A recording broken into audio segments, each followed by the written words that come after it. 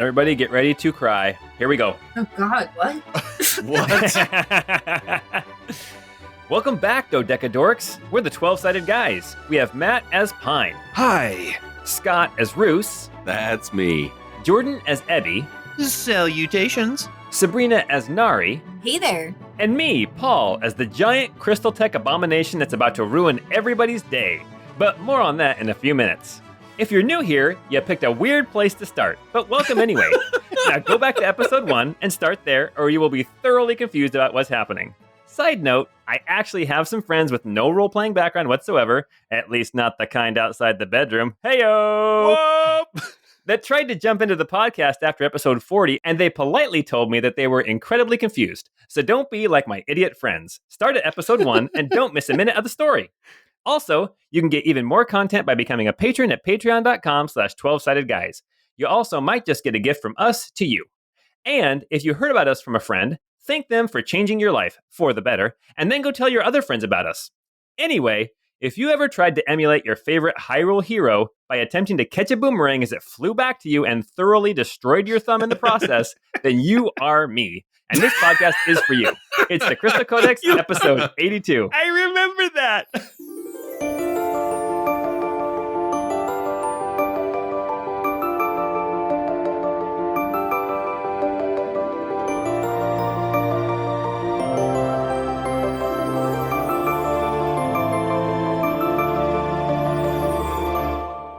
Oh my gosh, it hurts so bad. Oh, black and blue. My mom took me to Australia when I was like 10 for some unknown reason. She just wanted to go and she took me. And like she bought me like this cool boomerang and I would like play with it in the yard and I like lost it after like 2 weeks. Like it threw it into a blackberry bush and she was so pissed because it was like $70 or whatever.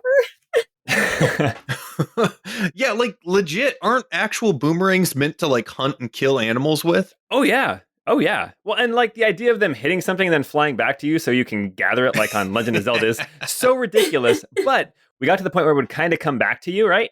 And it was coming back to me and I reached up to catch it and oh my gosh, my thumb was black and blue and swollen for like 2 weeks. It hurt so bad. Hey, Paul, for the next intro, you need to figure out a way to work in that time you fell out of a moving car. I did that too. Oh my God.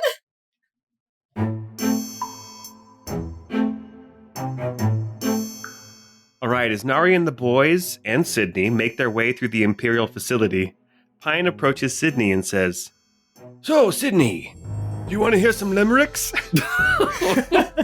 Here's a couple I wrote this morning.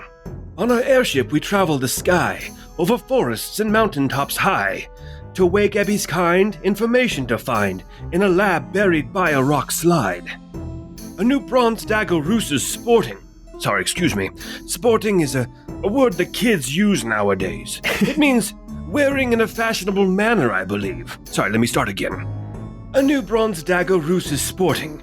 Got a message from Jem, Colbury, and Horton. Eudoxia and the gallery. Beware the unknown entity. It rules Almar, so it must be important. Oh, this next one's about you, Sydney. Listen. We met Sydney, who's joining us on our perilous expedition. I'm not sure that I trust her, but her skills pass the muster. Or is it the mustard? Dijon? So here's where I get a little... Oh my gosh. So here's where I get a little in the weeds about mustard. With kielbasa, I like spicy brown. For a bratwurst, give me that stone ground. Plain yellow, not fondo, unless on a cubano. Meat and mustard's a combo that's sound. Do you like how I rhymed fondo with cubano? Yeah, that's a real winner. Anyway, after I ate some lunch, I could refocus. Nari's been missing her girlie, and Ebby's behaving quite squirrely. Anxious to save his people enslaved is a burden that's making him surly. Scavengers and their creations try to keep us from our destination, but they will not impede us. The Olmecs, they need us. We'll carve through these abominations. So, what did you think? Pretty good, huh? I was thinking of asking Kira about the position of poet laureate.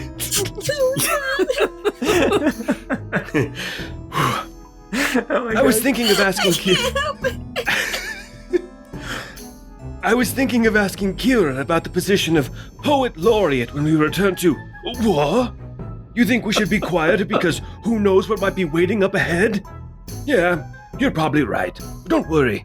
You're safe with me. I have the senses of a fox. What? You find the characterization that all foxes, and by extension, fox-eared people, have finely honed senses to be offensive and a bit racist? Dang, man. I guess I see that now. I'm truly sorry for... What? You're gonna be over there, away from me now? Sorry. Hey, Roos. Have you heard my limericks before? Yeah, I was watching that exchange with Sydney. Well, listen to this. Then maybe you'd be willing to have a conversation with your sister on my behalf? Oh my god.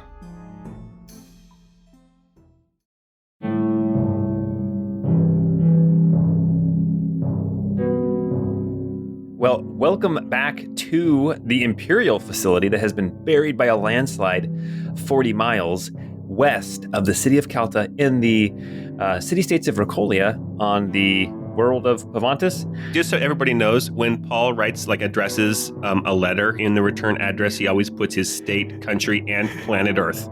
I do. Oh my god. I don't. Just in case. Well, welcome back. We are deep in the bowels of the Imperial facility that actually was the birthplace of Ebby about 10 years ago. Last time we left off, our characters were exploring this place. They found the room where Ebby actually was, where he was awakened. We went through a hole in the floor, avoiding a whole combat, which is fine by me, and explored another floor, including Dr. Sydney's office that had been locked since she left 5 years before. And now we have gone down to basically the ground floor of this Imperial facility that has been built over an ancient site that actually is where the Ormec bodies were discovered. And after exploring just a little bit in here, they found not only a room full of slabs where Sydney had informed you the deacons were stored there before they were taken upstairs to be repaired or cleaned up before they were brought to quote-unquote life, but also in the hallway they found the body of one of these scavengers, smashed and cut and very much dead. As Nari and the boys and their ally Sydney explored this floor a little bit more, they came to these double doors and threw them open. Sydney said that beyond those doors is the lift that takes you down deep into the earth to the ancient facility. And when they threw the doors open, they found a room with dead bodies all around and this giant bastardized bishop, this 10-foot tall Ormec that had been modified, armored plates put on in different places, the mana cannon totally missing, but other pieces and parts of Deacon's Ormecs having been attached and a large crystal sticking out of the back. It looks like this is some sort of scavenger Frankenstein's monster. A Franken Ormec. Exactly. And apparently it killed all of the scavengers in here, and we were about to start a fight. So let's go ahead and roll initiative.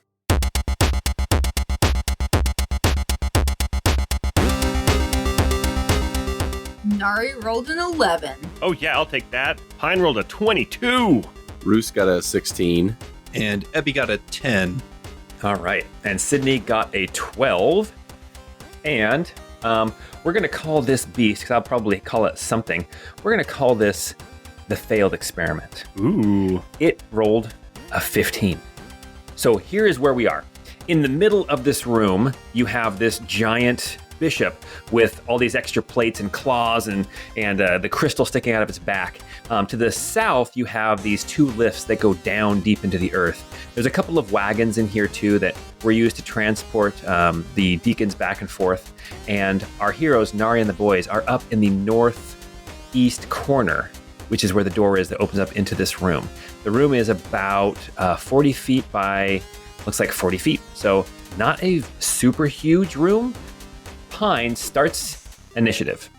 Seeing this failed experiment, Pine will go ahead and enter the room, passing Nari, and he's going to move right up next to it. And he's going to say, The storm blossoms and is restless. Rending sky. and he's going to cast the Rending Sky technique as a bonus action. And that will come into play if I can hit it with my weapon. So, first strike is a 25 to hit. That will hit. Okay, so initially that really terrible damage, 8 piercing and 1 cold damage. And on top of that, there is going to be an additional 2d6 thunder damage. So another 6 damage. It needs to make a strength saving throw of 16 or be pushed 10 feet away from me and knocked prone. So it rolled a natural 18, which means it rolled a 23. Okay, yeah. So he's fine then. I'll take my second attack. All right. That's a 21 to hit. That'll hit. That's 13 piercing and 4 cold. Okay. That will be my turn this round. All right, Roos, it's your turn. Roos is going to run up to the creature and go opposite Mr. Pine. So he's going to be in the north side of the room, opposite Mr. Pine, who's on like the west side of the Ormec. And I'm going to attack it from there. Okay. Strike out with the brass dagger. This is probably a miss, but I got a 16. That will miss. You think it would have hit, except for all the extra plating that these scavengers have put on him. Okay. Then I'm going to bonus action. I'm going to call out to Squire and say, I need the Bayard shield. And the insignia of House Bayard is going to kind of hover in front of me and offer a little bit of extra protection. That sounds like a good idea.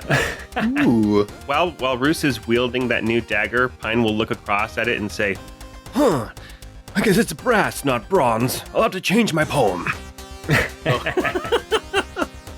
It is now this thing's turn. As it looks at you, you hear it like click, click, like it has like a voice box of some kind. And you hear like this static, like it's trying to say something, but it cannot speak. And then you see the crystal on its back begin to glow. And I'm going to roll a d4. Oh, that is the worst thing that could have happened for you guys because I rolled a 4. I am shocked. Yeah. How could this have happened? Get used to it, guys. Get used to it.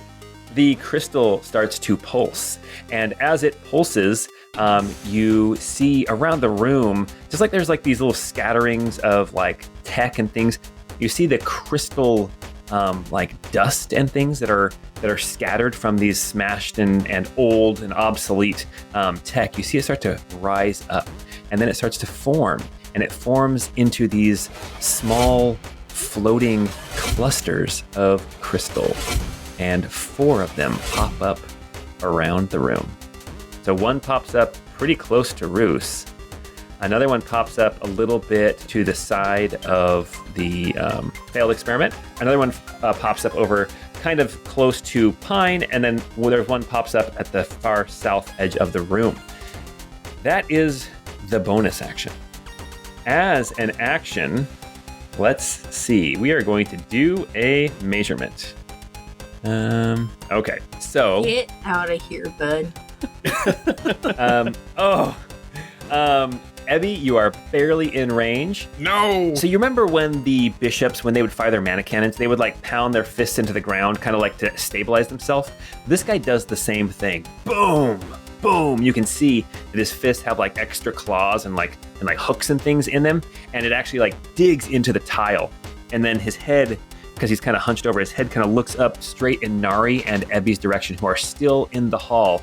Ebby right on the edge, and he just bellows out this blast of energy. It's not a mana cannon, it is something different. And I need Nari and Ebby both to make Constitution saves. Oh, man. And it is a high difficulty. Ebby rolled a 12. Nari rolled a 25.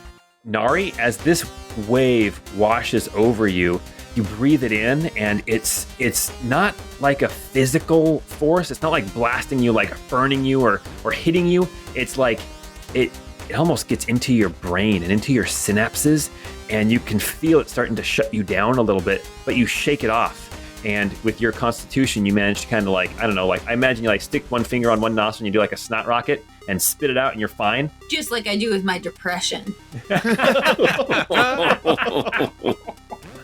Yeah.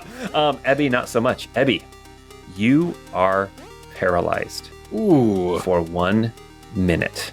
What? Okie dokie. Oh, man. You get to make the save again at the end of your turn. Now, I will tell you this. The fact that Roos and Pine got to move before he did his turn is a very good thing, because he could have hit all 4 of you with that blast. So, Although, had I been there, everybody would have had a +4 to that roll. and it would not have been enough for Ebby. Oh, really? Brutal. Yes. That is the failed experiment's turn. Immediately following the failed experiment, you have these crystal clusters. One of them flies up to Roos. One of them flies over to Ebby. One of them flies up to Nari, and one of them flies over to Pine. They are all going to make attacks at you. So first off, we have the one that comes in, almost like it gets up next to you, Roos. It kind of like starts to shake and kind of spark, and all of a sudden, boom, just like a big old flash. And it hits you, and it only gets a 10. That misses, I'm pretty A sure. 10 to hit? Yeah, that misses. Okay, same thing happens to you, Pine. That is a 17. That also misses. Okay, Nari, a 9. Misses. And Ebby, you are paralyzed with advantage. We have a 23. Ooh. Yeah, that'll hit. Okay, Oh, jeez. He's paralyzed. That's a crit. Yeah, it's a crit. that is 16 damage. What does being paralyzed do to your Constitution saving throws? Let's see. I fail automatically strength and dexterity saving throws, Okay. and attack rolls have advantage and critical hit if you're within 5 feet. Well, then go ahead and make a Constitution save. Difficulty 10. Okay. Got a nat 20 for a 24. You are immune to this effect. Okay. Oh, hallelujah. So all you take is 16 damage. That's it. That's fine. That's Yeah, all. yeah. That's all you take. Just, I was just less than 16 half damage. hit points from the last one, so we're looking a little rough, guys. Well, it is now your ally, Sydney's turn. She is way back down the hall, probably about 20 feet from the cluster that attacked Ebby, and she sees that he is in trouble, so she is going to take 2 shots at this crystal cluster. And she gets a 16 and a 6. And the 16 will hit. And let me see how much damage she is going to do. 10 damage to this crystal cluster that has attacked Ebby. For some reason, every time I hear the word cluster, I think of like a breakfast cereal. And now I'm thinking like a crystal cluster would just totally chew up the roof of my mouth. Oh my gosh. Oh, like Captain Crunch? Yeah, probably best not to eat these. Honey clusters of oats. Nari, it is your turn. Okay, Nari is going to put her hand on Ebby's shoulder and say, I'm doing my best, my friend. And then she is going to give him, oh my gosh, only 4 healing points Woohoo! for her bonus action. And then she is actually going to run to this failed experiment's back, and she is going to try to strike at the crystals on its back. Okay, now here's the deal. You left the threat range of now 2 of these crystal clusters. I know. That is Paul. 2 attacks. That's an 11 and a 7. They both miss you. Yeah, exactly. Right. Oh my god. Okay, so it was a 14 hit. But we're gonna roll again. So is this your second attack? Yeah, 19 to hit, Okay. That will hit. and that did 11 damage. Okay. And then I'm gonna action surge on this, and I'm gonna still again go specifically for those crystals that are on his back. Okay. And that one, That will miss. Ooh. I would think so.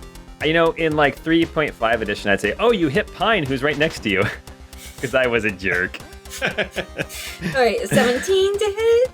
That barely hits. You find Okay. a little notch between some of this extra plating, and you manage to get into some of the guts.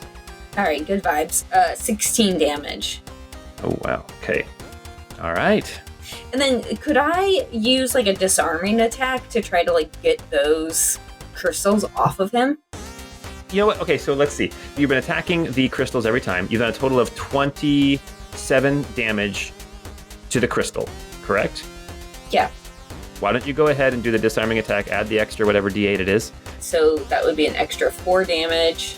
And then they have to make a saving throw of 16. Let's see. It's a strength saving throw? Okay. The strength saving throw that this guy has is just a +5. Let's see. Oh, he rolled a natural 16. That's a 21. Oh, God. Okay. All right. Well, that's my turn. Well, you did deal some extra damage. And you know, as you were focusing on the crystal, you could see when you were hitting it, it was flaring, and you could see out of the corner of your eye those crystal clusters that are flying around. You could see them kind of flaring as well with every hit. All right. Well, sorry, Abby. I failed you. Oh, no worries. Ebby, it is your turn. I want you to make a Constitution save. Okay, let's try that. Roll that nat 20 again. 15. 15. Fail. That is a fail. Yeah, I figured as much.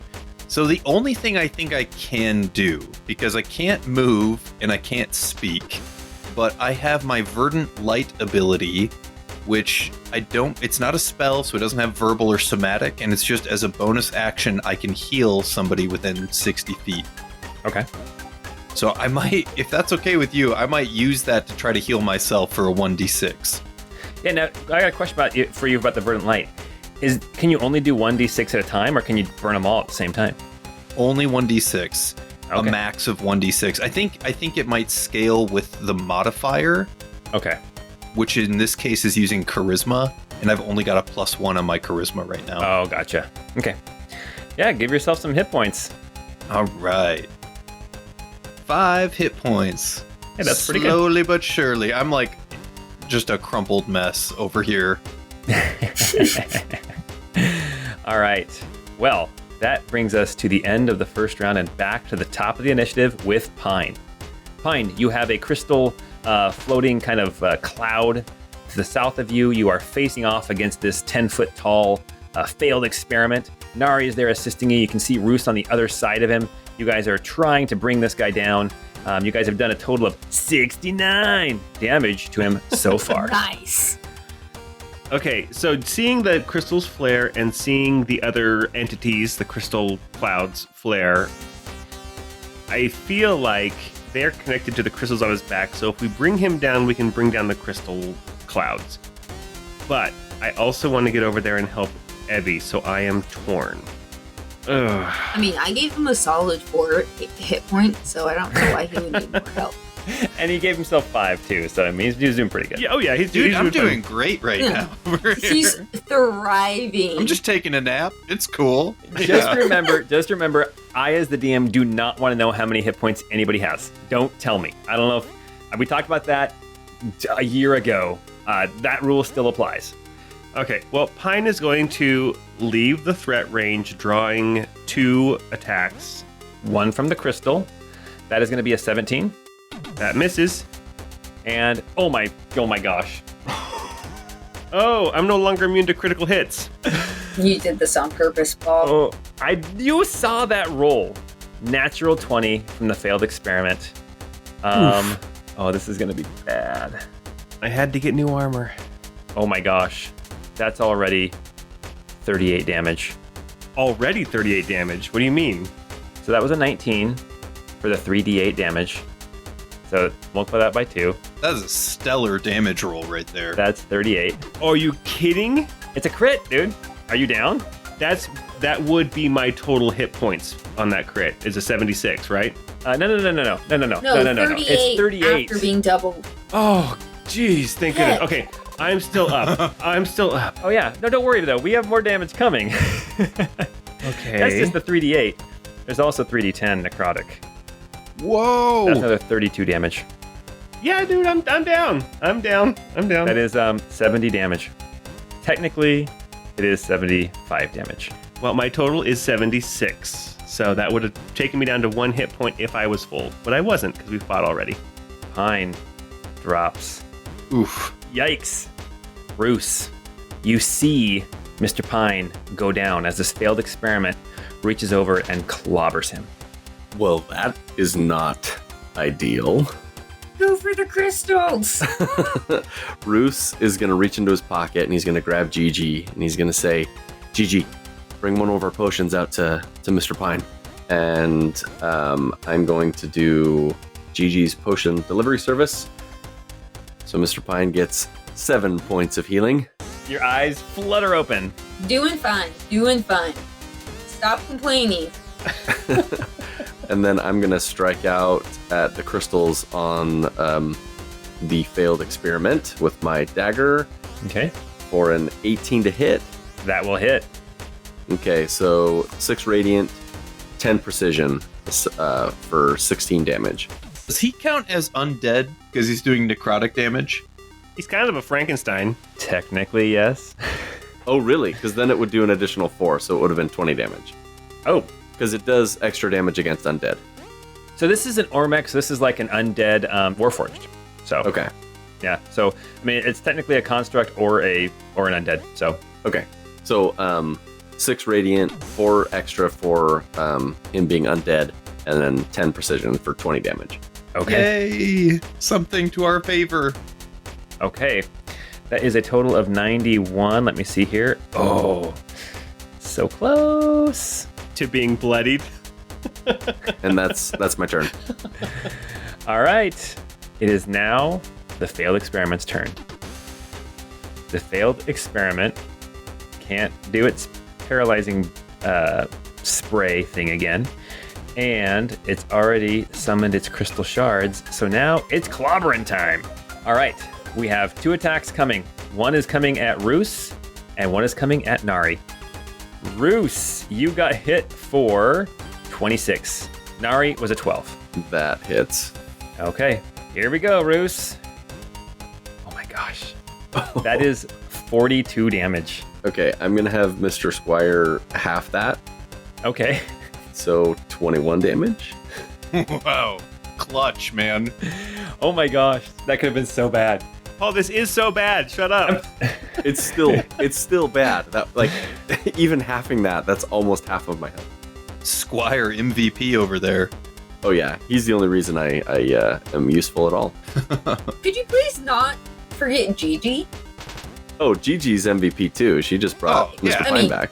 Yeah, I don't want you to think that Squire's the only reason you're useful. You also have Gigi. Yeah, Gigi's equally as useful as Squire. Well, Roos, you survived that hit, and now these crystal clusters are going to flare again. Roos, one of them flares up next to you for 14. I need to make a concentration check real quick. Is that just a con save? That is a Constitution save, and how much damage did you end up taking total? 21. I got a 20 Constitution save, so my my insignia is still up. Yeah, you can see that light of the Bayard crest like flaring and flashing in not in sync, but in contrast to the flaring of these crystal clusters, these crystal clouds.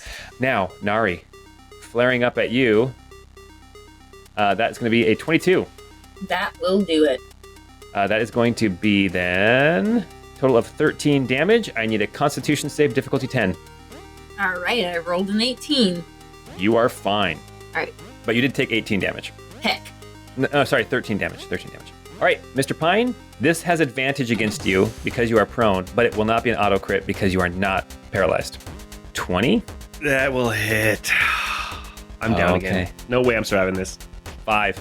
Wait, oh, seriously? 1, 3, and 1. Wow. Are you still up? I am up with 2 hit points. Oh my gosh. That is clutch. Pine's all like, I didn't hear no bell. Whatever. I need to make a con save, right? Yeah, con save, difficulty 10. It's a 24. You're good. All right, and Ebby. Oh, that's not bad. That's an 11 is the high. Oh, yeah, that wouldn't hit. That brings us now to Sydney. She sees what's going on. She's getting a little bit worried. She's going to blast away again at the crystal cluster that is attacking Ebby, seeing that he is incapacitated. So we got 2 shots coming at the crystal cluster, and it looks like an 11 is one of them. The other one is a natural 1. So she will hit one time, believe it or not, with an 11. Oh, wow. No, never mind. AC 12. Oh. Never mind. So I do get to berate her for being useless. That's good. Hey, Oh, she's good. dealt... That's a really good thing to be thinking about right now, Abby. Abby, she has dealt more damage to these guys than you have. That's all I got. Whatever. Get your head out of your metal butt. All right. I can't. I'm paralyzed. Nari, it's your turn. All right. Nari is going to just go in swinging again. 27 to hit. Oh, yeah. 11 damage. And then she is going to swing again with a 25 to hit and this is again at the crystals, like specifically for 14 damage. Looks like you guys have now dealt 116 damage. Nari, as you swing out and you strike that crystal, with your first hit, you feel, as it hits this crystal, you feel something give. When you hit it, it crumples in, almost like a soda can, where you thought it was solid, but when you hit it, it actually crumples in and starts to break inwards. And with your second blow, that crystal shatters. And as that happens, the crystal clusters that have been bothering you with their necrotic flare, they all tumble down back to the ground as purple crystal dust. Huzzah! Is it the Nature Boy necrotic flare? Woo! Necrotric flare. Necrotic flare. That is so bad. Oh man. Okay, Nari, that is your turn. Is there anything you want to do as a bonus action? You managed to bring these crystal clusters down. No, I think that's it. I think that's all I can do right now. Okay. All right. That brings us now to Ebby. Ebby, I'm going to need a Constitution save from you. Yeah. Difficulty 18. I rolled a 9. Well, Abby's just chilling like a villain down here. Abby just like, Don't worry, Abby. We've got this. I'm just taking a nap over here. Like, that's good, guys. We're good. Ebby, you find yourself still laying on the floor, unable to move. And back up to the top, I imagine you're saying like oil, like the Tin Man. Oil. I don't even remember the movie It's The Wizard of oil Oz. can. Oil can. Okay, see, that movie always like freaked me out. Return to Oz definitely freaked me out. Oh, yeah, dude. But even the original Wizard of Oz freaked me out. I don't know why. Anyway. You know, the little girl from Return to Oz Yes. was also Bobby Boucher's girlfriend from The Waterboy. Yes. Really? Yeah, she was Vicky Valancourt. I had no idea that was the same person. Oh yeah. Does anybody else notice that every female lead in an Adam Sandler movie has the initials VV? Yeah, I've noticed gosh, that. I had never Veronica noticed Vaughn, that. Vicky Valancourt. What were we even saying? I was about to say, Pine, it is your turn. You are laying on the ground. You've just been knocked down and then hit again and almost knocked unconscious again, but you managed to fight through it. And with 2 hit points, which you weren't supposed to tell me, it is sorry. your turn. Well, Pine is going to stand up now, so he will no longer have advantage on attacks against me if he decided to go for me. I'm going to actually spread out a little bit right now. Pine and Nari are a little too close.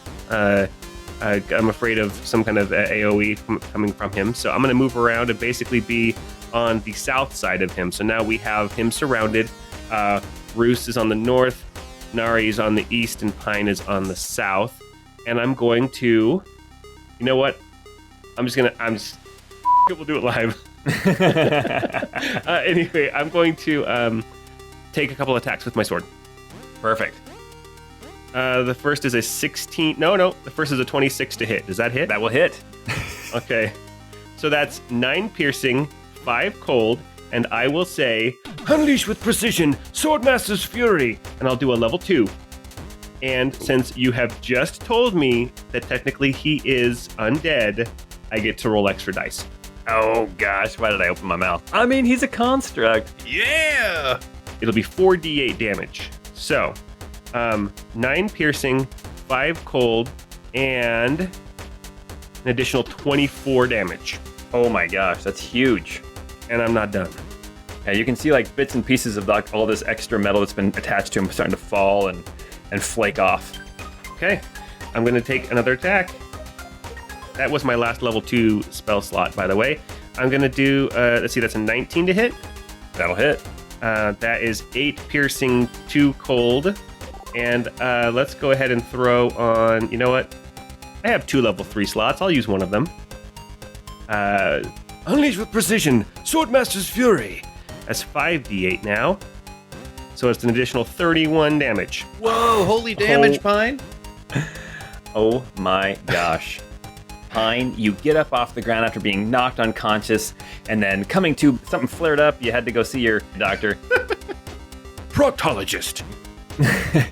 You manage to get up, you deal a massive blow to this thing, and as it rears back, what happens, Pine? As Wait, you what? strike it with your second blow. Pine says, This is for Ebby. He didn't even get to do anything cool this whole fight. and because the second attack, let's see, I'm going to add up the number of dice that I rolled. 1, 2, 13 strikes, lightning fast during this round with my sword. And I'll say that knowing the anatomy of a bishop, Pine will know where to strike that wouldn't be reinforced with additional steel plating. And basically, all these attacks are right in the exact same place, and they just cut in a little bit deeper each time until finally the last one is able to just pierce completely through, and he ends with a thrust through the torso of this failed experiment. That seems so anime. Make a perception check as you are attacking this construct. That's a 7. All right. Very good. I win! You rolled a 7 and got a 7 and win. Okay. As you strike this thing 13 times, each cut getting deeper and deeper and deeper, suddenly you see the light, the red light in this thing's eyes dim, and it starts to shudder and shake, and suddenly one of the arms, poof, like a hydraulic, like pops, and then the arm falls off, and then the other arm falls off, a leg falls off, it falls down to the ground, the head pops off and rolls across the room, and you have this defeated, failed experiment in front of you, and we are going to cue victory music.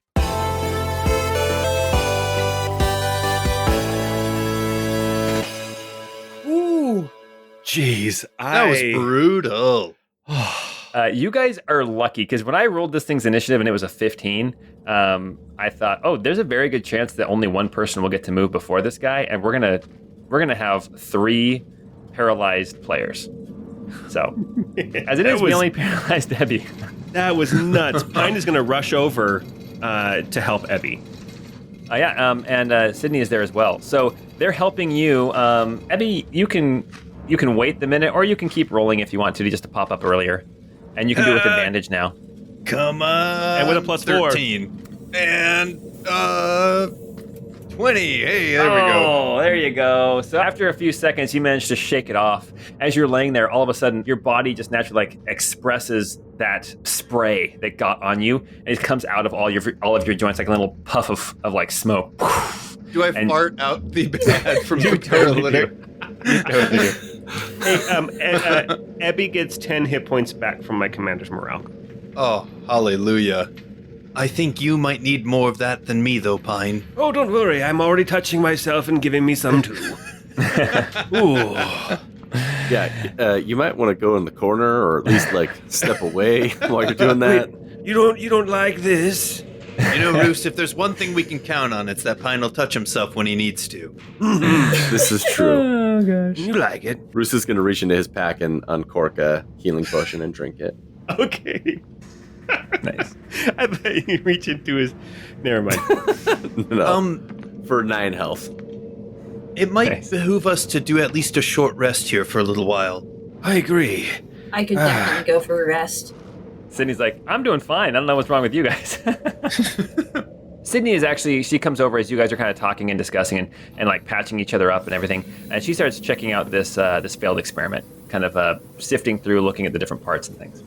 Yeah, so as we're starting our short rest, Pine will say over to Sydney, I noticed that Nari caved in one of those crystals. Is that what happens when you suck all of the energy out of a crystal? It becomes hollow like that? She says it was hollow inside? That's what it looked like. It crumbled like a soda can, like a surge can. I have never seen that. Crystals are solid. Usually, I mean, maybe some slight imperfections, some slight inclusions, but for the most part, they're solid. So, you say it crumpled like a can. Oh, that's interesting. I've never seen that.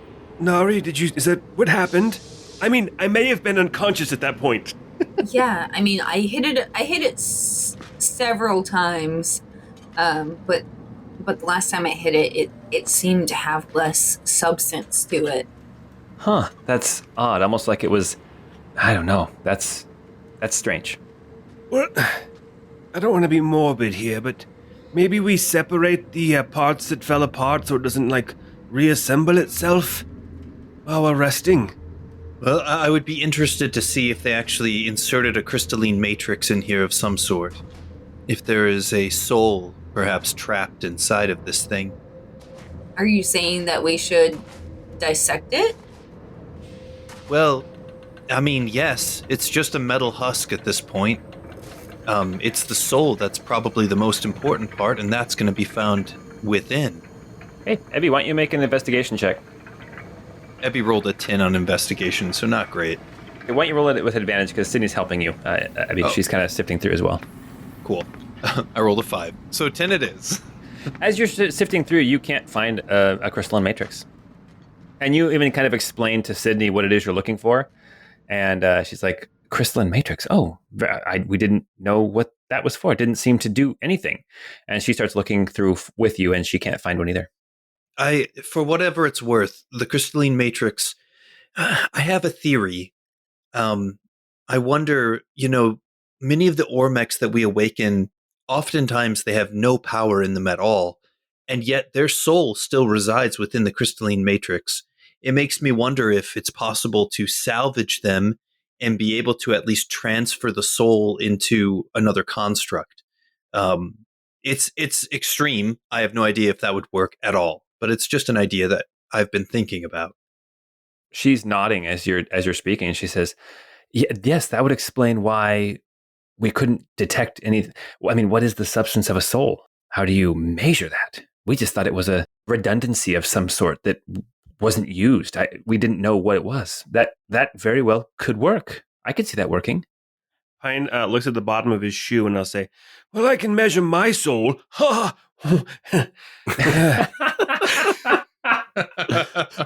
And Sydney looks at you and she goes, is he having a stroke? Should we be worried about him?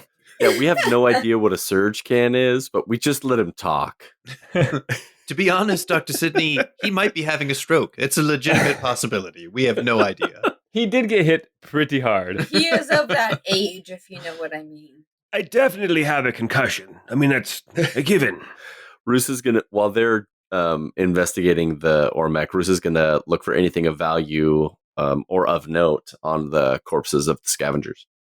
You do find quite a few random pieces of crystal tech. A lot of them have been pretty, I mean, it looks like, not to be too morbid, but this failed experiment, when it killed these things, it didn't stop after they died.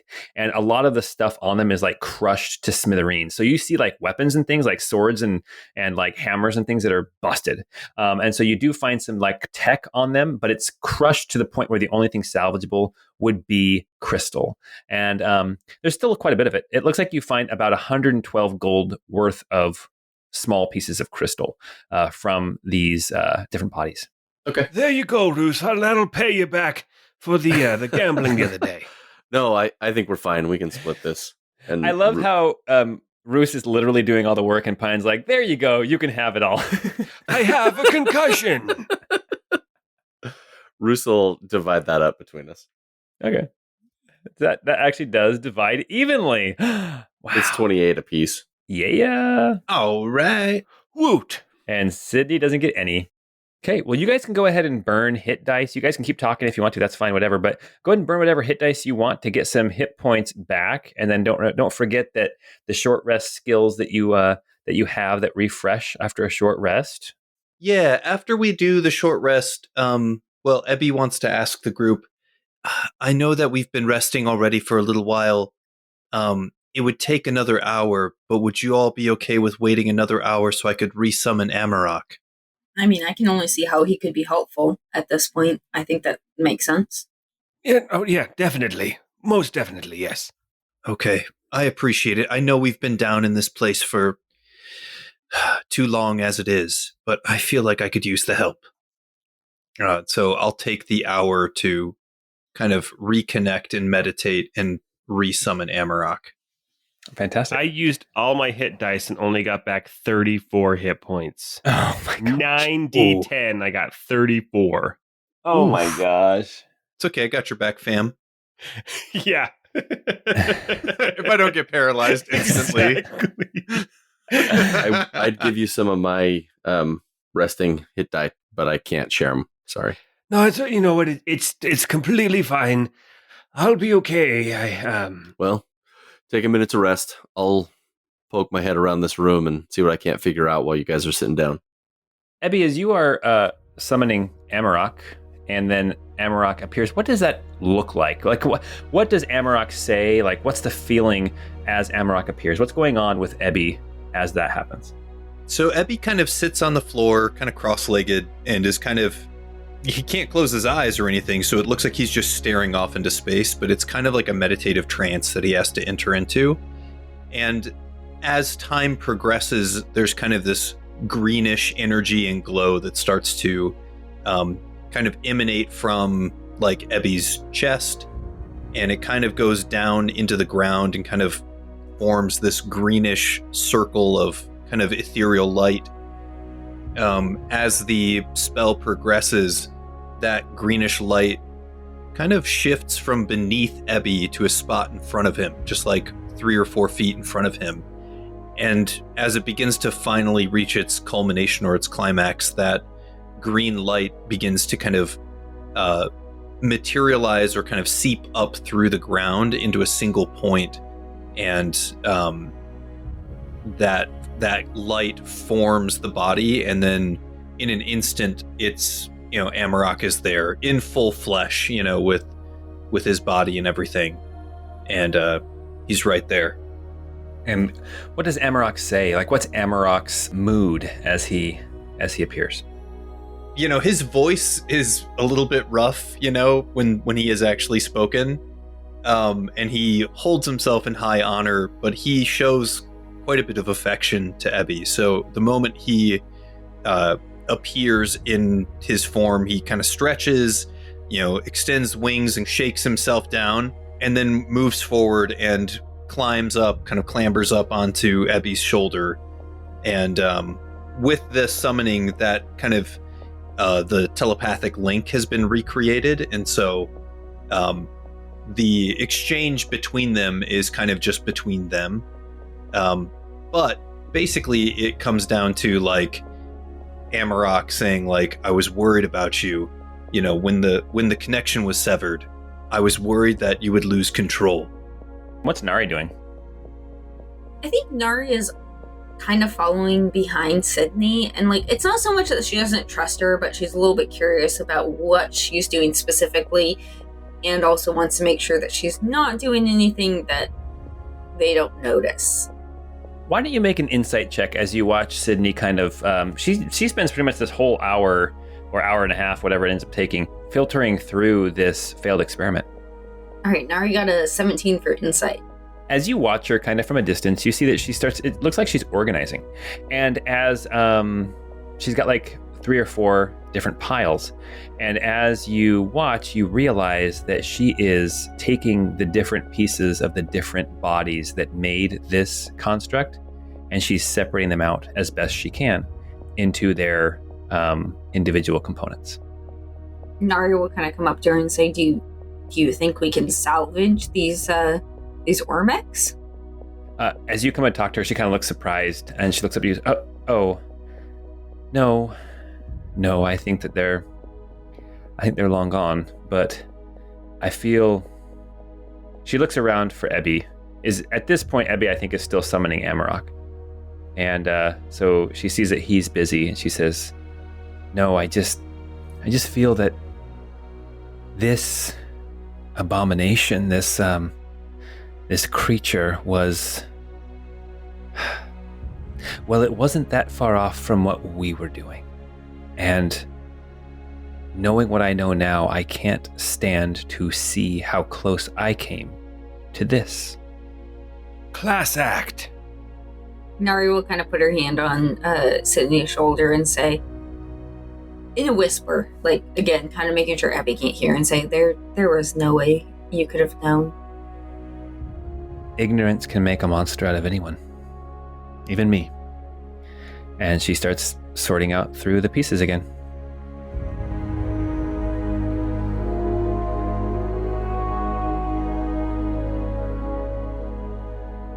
Roos, you are exploring this room. You can see that these wagons that are in here, they are a little bit worse for wear. They look like they've been sitting for a long time, years at this point. Nothing is in them specifically. You see there's a couple like tools lying around, like, some calipers and some pliers, that kind of thing. But you do see at the bottom, like at the south edge of this room, there are these two large, for lack of a better word, elevators. They have these large doors that open up, and there are these levers that actually activate them. You look up at the roof of these lifts, and you can see that these spools that have this cable on them, the spools are huge. The cable is relatively thin, and it is just coiled and coiled. There is hundreds and hundreds of feet of cable on these spools that lower these lifts down. These lifts go deep into the earth. And remember, just so everyone remembers, this part you're in right now is the facility that was built by the Empire over the top of the ancient facility that was, Ebby's people's facility. So this facility is a couple decades old. The facility beneath here is thousands of years old. Do I get the idea that the cable and everything is like in sturdy, good condition, like it could support all of our weight? Make an investigation check. Ooh, I only rolled a 12, but I'm gonna have Squire help me out a little bit. So I got a 16. Yeah, it looks like everything's in good repair. It looks like everything's in, relatively good repair. These lifts were built sturdy. It looks like they were designed to carry like heavy loads up. And you can imagine, having been around Ebby, Ormex are not light. I think Ebby weighs like 300 pounds, something like that. Yeah, I think it's like 320 actually. Let me look at my description. Yeah, 320 pounds. It looks like these lifts were designed to bring up multiple Ormex at the same time. So heavy duty cables look like they're in good shape. So you see no reason why going down would be a problem. Okay. Well, then after inspecting that, I'll just kind of sit and wait by the lift until everybody has rested, and I'll just feed Gigi some little snacks. Okay. Is there anything else anybody wants to do before the short rest and the summoning of Amarok is complete? Well, hey everyone. As I was taking my rest, how I've been writing limericks this entire time. Anyway, I'm working on another one. Oh God, not again. It's totally a thing I've been doing this whole time. It's true. I've notebooks full of limericks. Some of them are a little blue, some of them a little dirty. What happened to looking for skipping rocks? Well, I do that too, but I was sitting and I was resting. Anyway, okay, here's what I've got so far. I almost got killed one more time by a being whose creation was a crime. Roos's pocket lizard saved me, then my sword arm went crazy. I need one more line that will rhyme. Oh, man. Don't you snap your fingers when you're at a beat poetry thing? I don't know if they do limericks at beat poetry, but sure. Oh, man, that's awesome. I've also been working on a non-dirty version of the man from Nantucket. Oh, man. He carried a very gross bucket. I don't know. He walked around town with a bucket. Oh, there you go. All right, very good. Okay, everybody is as rested as you're going to be without actually camping down for the night. It looks like there are now 3 or 4 separate piles of Ormec parts. Sydney looks content, and you have these 2 lifts in front of you. Paul, remind me, we had said that exhaustion earned from going unconscious can get healed on a short rest, correct? Yes, we did. Yes, we Okay. did. All right. Other forms of exhaustion, not so much. But like, for example, like Ebby's exhaustion, if he were to free an Ormec and then get exhaustion, that needs a long rest to go away.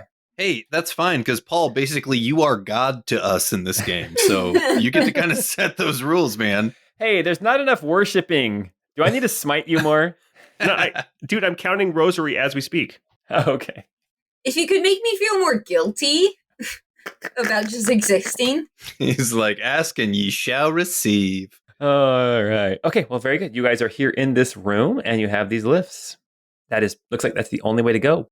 Ebby is super resolved. So after Amrock is summoned and they have kind of a brief moment, he stands right up and walks right over to the lift and says, well, shall we be on our way? Most definitely. Let's go. Let's go down. Did I figure out how to operate it while I was tinkering or like looking at it? There's a lever that you pull. Okay, It seems cool. pretty straightforward. So wait, did he figure out how to operate it? Why don't you make an engineering check?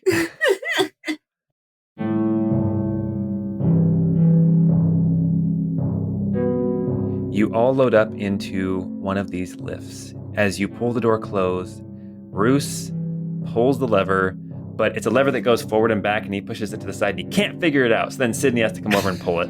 So, sorry, Bruce.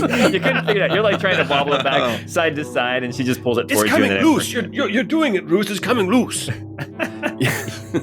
Bruce almost has it like pulled out of the wall. And this man almost ruled a kingdom, Nari will whisper to Sydney. Gigi handles all the mechanical stuff. I should have just left it to her, but I was trying my hand at it. You see over in the corner, Squire is looking at you and just shaking his head, like so disappointed in you. Nari, to be fair, we don't need a king that can fix a toilet. I mean, speak for yourself, my friend. They do call it the throne, you're right. All right. The lift lowers, and you guys were in a lift 5 years ago in an ancient facility up underneath Summerhome, up in the Glass Mountains. I love that our entire experience with elevators is 5 years ago you were on one, and now you're on one again. Yes, exactly. This is fun. I do not like this. Yeah, the last time this happened, the world shattered. Well, this one is not quite as long. As you recall, last time you were in one, it was like an hour, and it was way more mechanical. This is basically just a box on a rope. That one was like kind of climbing down this shaft, and it was like busting through crystal like clusters and things. This does not have that same problem. This goes down very smoothly, and after about a minute and a half, it touches down at the bottom, and the doors open. And as you step out, you are in a sort of a small room. You can tell a difference. It's not as cold as you would expect it to be down here. It's actually starting to get a little bit warmer down here. I know this feeling. And you can see the stones on the floor are ancient. They're still in good repair, but you can just tell there's this smell, this feeling of age. I need everyone to make perception checks. Ooh. Pine rolled a 6. Bruce got a 23.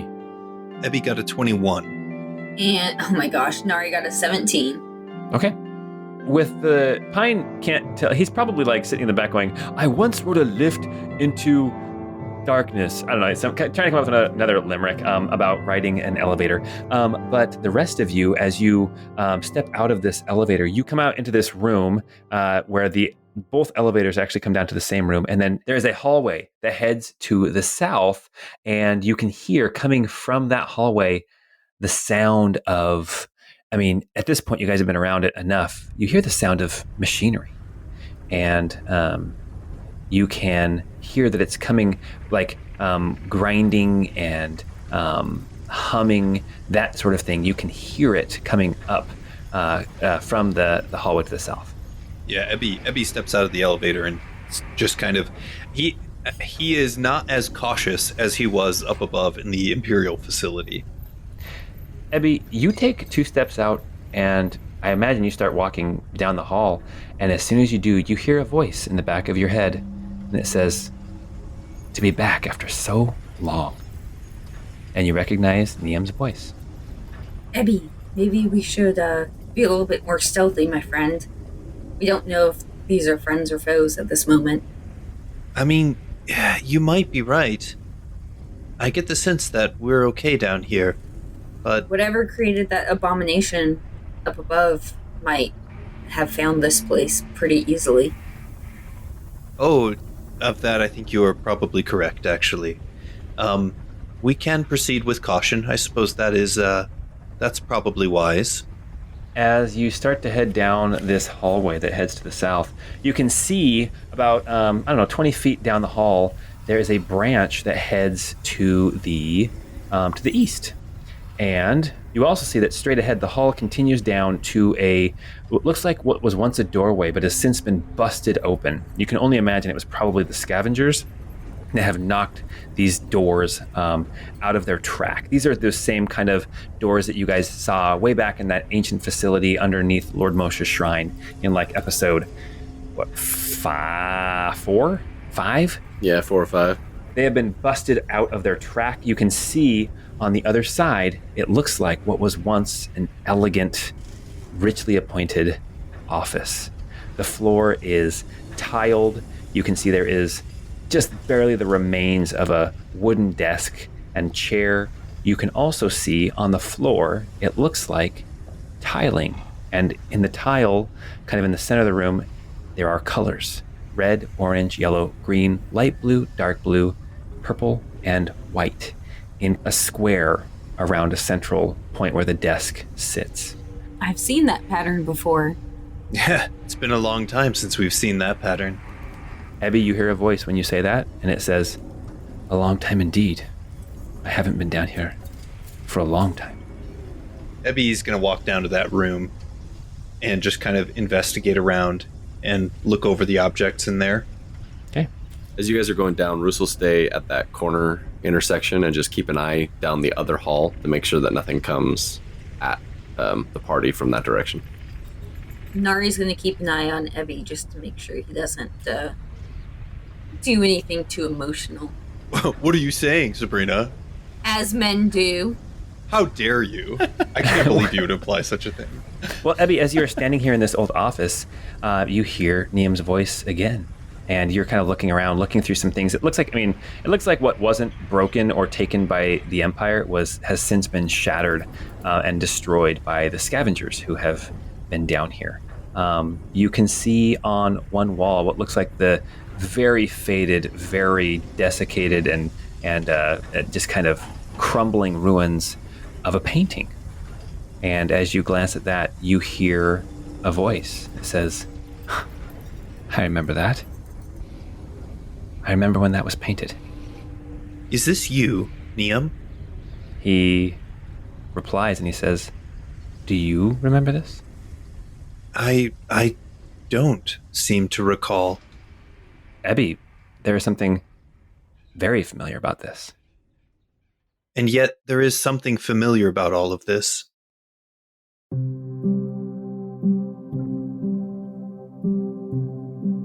As you look at the layout here, you hear the voice in your head, the voice of Niam. He says, "This is where we attempted to survive the Crystal Engine. We knew that the upheaval would devastate the world, and we needed a way to guide the survivors. So we developed the Ormec program. We called it the Sanctuary or the Ark. Funny, I broke the world to save it. It seems we have a lot in common, Ebby." Indeed, I think we do. Who's he talking to? Ebby is he seems like he's in actually almost cheerful spirits.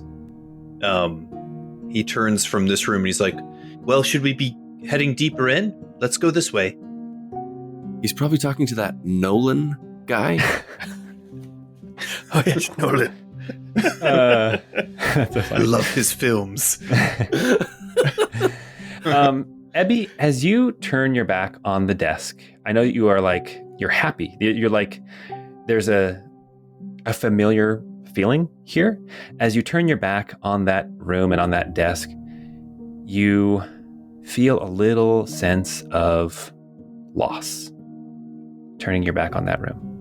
as you walk back up to this hallway that heads back in over to the east, you can see it leads into this large open room. And you can see as you walk in, the ceiling is high and domed. You can see lining the walls these massive cogs, and they are still spinning. You see cogs on the walls to the north, cogs on the walls to the east. You see small little rooms with these strange contraptions with cogs and wheels and almost steampunk, but also crystal tech type of things. And they're still spinning. They're still whirring. There is still an energy humming in this place. You can see straight across from you, there is a doorway leading into a dark place. You can't see what is beyond there, but Ebby, instinctively, you know that beyond that door is the sanctuary, or the Ark had different names. But that is where these mechanical Ormec bodies were stored once souls were put into them. You just know. And as you're looking around this room, looking out that doorway across the way, you look to the north and you see this sort of an altar with gears and wheels and levers and that kind of thing. You see at the north, there is some kind of control center. And Ebby, as you look at this control center, you remember it. You remember when it was built. Ebby walks into the room and he kind of marvels that everything is still working as he remembers it. You know, those, was it thousands of years when it was initially built? Yeah. And he kind of looks around in awe and he's like, amazing. It's still functioning. They're still there. Amarok kind of flies up to him and he's like, Arun Shea. And Ebby's like, I know. I think that this could work. And Ebby starts like, he starts disrobing, like he starts taking off like his backpack and his traveler's cloak and kind of unencumbering himself of stuff and kind of like leaving a little pile on the floor. As you're doing that, you hear Niam's voice in your head, and he says, of course it still works. You designed it. We designed it. Yes, we did. I designed it. So Ebby turns towards Pine and Nari and Roos and says, I am incredibly grateful that you've brought me here, back to my laboratory, back to this great experiment. Wait, your laboratory? This grand scheme, it has basically fulfilled its purpose, but there is still one more task that will need to be performed, and I'm sure you will understand. If you wouldn't mind standing back, there's something that needs to happen here. Ebby, what do you mean something? What's going on?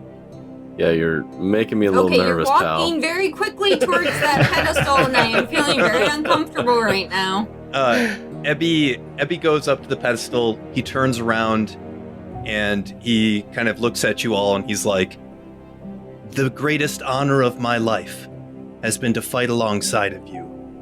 And now I have to fulfill the purpose for which I was created. Amarok, watch after them if you can. And Ebby turns. I don't like this. Yeah, no. Ebby turns to the apparatus and holds onto it. And the tide of energy that all of the life force that Moshe had, swirling in the background when he had selected Ebby to be his avatar, Ebby lets that release. And he lets that flow through his body and into the apparatus, and begins to channel this tremendous fountain of life force. Ebby, as you go up and put your hands on this apparatus, on these controls, you instinctively know how to work them because, you designed them. you designed all of this. As Moshe's power begins to flood through you, you have the distinct impression that you are Moshe's avatar. You are Moshe's one avatar. And as you are standing at these controls, Jordan, I sent something to you in an email. Can you open that up? Ooh, yeah, let me pull that up here. I'm gonna be honest, I do not love this. No. Ah, heck. Did you get it? Yeah, I've got it here. Okay. You are going to read the bolded parts. Okay. Ebby, as you're standing there working these dials, working these levers, and you feel the power flowing through you, suddenly your mind is thrown back to what must be a memory.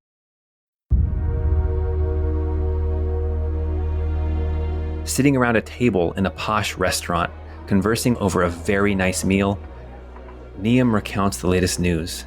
The woman's face is creased with concern as she listens. Seems to be getting worse. Graydonley was hit so hard a few days ago that 26 buildings collapsed, and hundreds are dead or unaccounted for, not to mention the fissure in Krith Kadar. The woman reaches out to place a taloned hand atop Niam's. Flash. Niam sits in an opulent study, surrounded by shelves of books. His desk is covered in writings, arcane devices, and a small cluster of clear crystal. Niam looks up from his complex notes to gaze at the crystal on his desk. Crystals to bring the power of nature and the arcane to the common person. Our savior, or our executioner? Flash. A small yet intricate contraption made of brass, copper, and steel rests on a sturdy table in a bustling laboratory. Geomancers move to and fro in the background, working on their own experiments and designs as Niam rests his hand on the small brass lever connected to the contraption. A single clear crystal is held aloft by calipers atop the machine. Niam says a quick prayer. Lord Moshe, give me your power and I will make you the most beautiful garden. And throws the switch. Flash. Niam sits in the dark. The only light in the room pulses off the small yellow crystal cluster in his hand. As he watches, a small spear of crystal begins to form off of the main cluster. A bandage. A bandage for a bleeding world. Thank Lord Moshe for guiding me to this discovery. A hand clasps Niam on the shoulder in a congratulatory grip, and Niam looks up to see the smiling faces and tear-streaked cheeks of his assistants and colleagues. Flash. Niam sits in front of a large, imposing desk high up in the tower of the Royal Geomancer. The woman sitting behind the desk, bent with age, listens intently as Niam explains what he means to do. Crystals. Crystals were the key. Once we figured out how to imbue them, the rest was easy. She shakes her head. Yes, but the amount of time and energy needed to imbue enough crystals to put a stop to this catastrophe is astronomical. That's the beauty of it. They propagate themselves. At this point, we have created a natural process. What I mean is the process now runs on its own, naturally. But it never would have started had we not imbued those crystals. She interrupts. You're speaking of altering the innate properties of all of Pavantis. Times are dire, it's true, but this seems excessive. This could change the face of Pavantis, it's true. But what's the alternative? Wait for the inevitable? No, I'll go down fighting, beak and talon, not huddled up waiting for the end like so many do these days. She responds, the followers of inevitability welcome the cracking, it's true, and I must say that you and your team have made incredible strides with the introduction of crystal tech. Already it's changed our world for the better, but I worry that your solution may have the exact opposite effect of the cracking by overloading Pavantis with reactive, innately powerful crystals. The geological shifts that this will cause are unfathomable when compared to anything besides the cracking. With the crystal engine running, they should proliferate exponentially until the patch can take hold.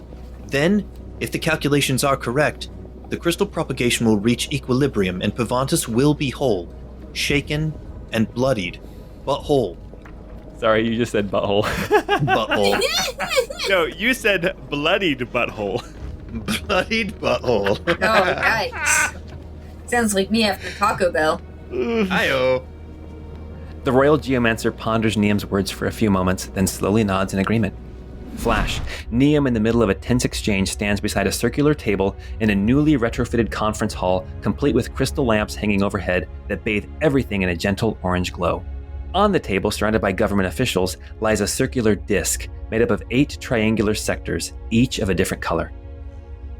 I am well aware of the risks. The Duke of Charrington speaks up. All of this upheaval to put a bandage on a mortal wound? A bandage, yes, maybe.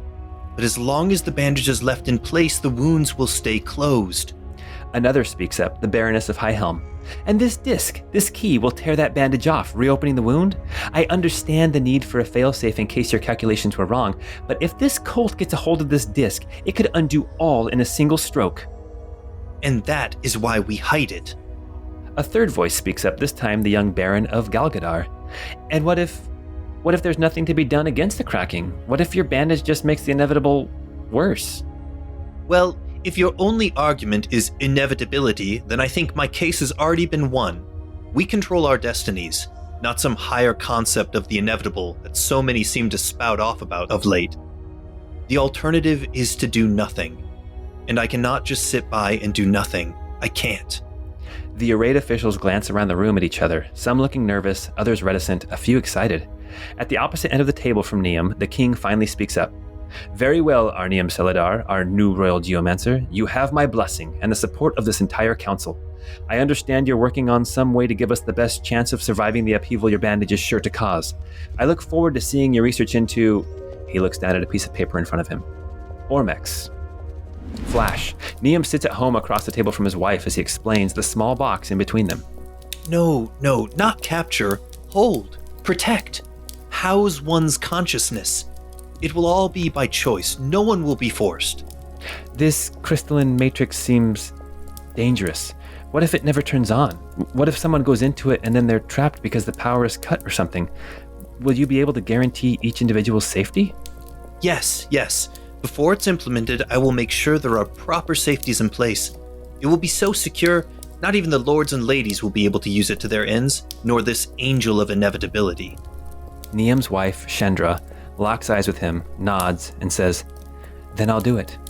Flash. Niam fumes as he stares at the hulking mass of burning and broken metal. The Ormec, once standing almost 20 feet tall, now lies on its side, one leg blown off, its insides strewn about the lab, and its crystalline matrix nowhere to be found.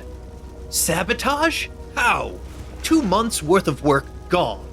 Niam's assistant cowers back from the fury in Niam's voice. I'm sorry, Royal Geomancer. I don't know how they got past our controls. Are we done for? Niam, talking to himself, says, They're like children messing with things they cannot understand. Then, turning towards his assistant in a calmer voice, responds, We can make it, but only just. Double security. No one gets anywhere close without the proper protocols. One more mishap like this, and we'll be too late. The assistant runs off to implement the changes as Niam stares at the shattered body, grateful that the missing crystalline matrix did not yet house the soul of his dear Shendra. Flash. Niam stands in a large room staring up at the towering Ormec as it shifts side to side. A small figure standing next to Niam reaches up and holds onto his hand. Oh no. There, you see? It worked. She's in there, and there she will stay. The young boy looks up at Niam.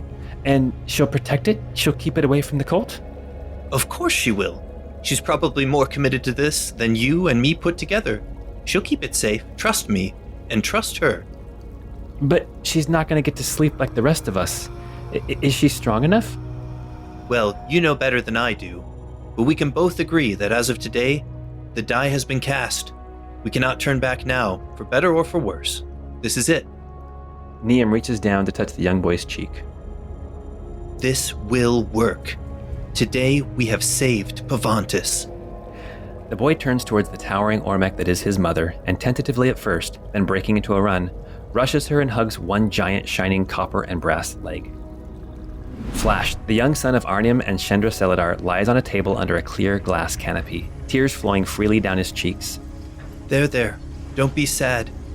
The others, they can't fly, and they're happy.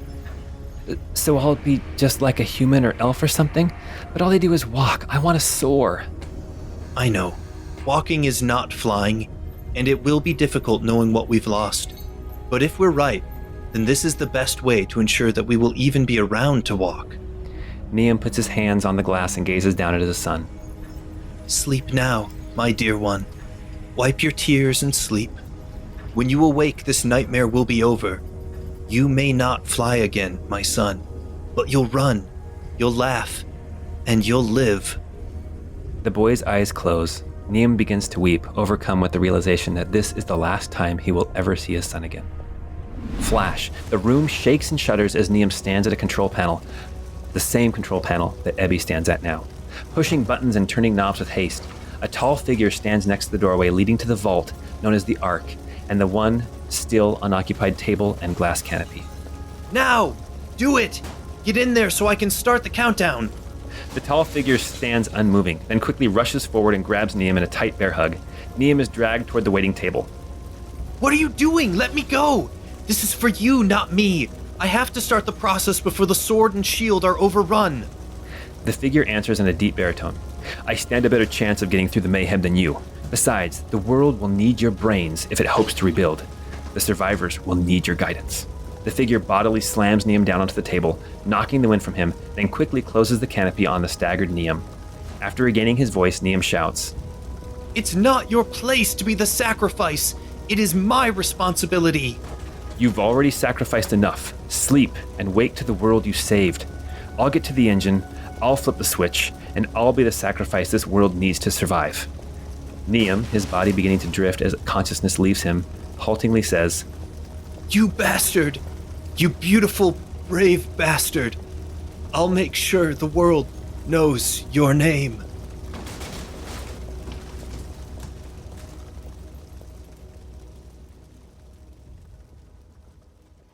Ebby stands at the control panel, turning dials, pumping energy from Lord Moshe into this contraption, sucking all of the power that he can from the Lord of green and growing things.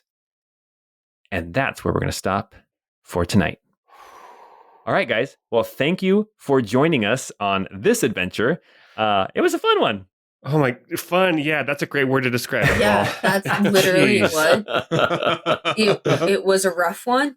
I wrote like 6 limericks for this episode, Paul. And this is how you end it? Well, don't forget to go join our Discord. You can talk about this episode and previous episodes, share your fan art, that kind of thing. Also, don't forget we have a Patreon. Tell your friends about us. And until we get together next time, we hope you have a great time.